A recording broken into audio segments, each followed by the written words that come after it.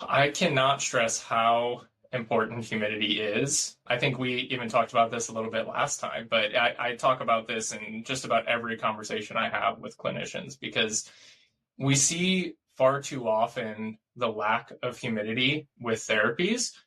And you might be able to get away with that for some, right? I think for like CPAP and bilevel, it is really important to include humidification. And you'll see most CPAP machines and bilevel machines have a built-in humidifier these days. That's because they've adopted this idea that humidity is important, right? But then when you get to home mechanical ventilators, and I'm trying to use that phrasing now with the new NCD and all that stuff, home mechanical ventilators, we will too often see where people are using inefficient humidifiers or HMEs or just nothing at all, which we've run into a handful of times too.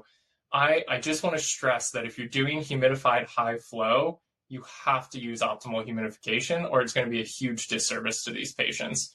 Whether that is, on a multifunction ventilator that does high flow, or ideally on a MyAirvo 2 at home, humidity is ultra important for sure. I mean, it doesn't sound very comfortable as a dry air, right, Oh, to that's that the thing. patient's airway. Yeah, especially if you're talking about if they do have oxygen requirements with this, right? Oxygen is cold, dry gas. So whatever we can do to humidify that and make that a little bit more efficient, then obviously that's a plus for the patient.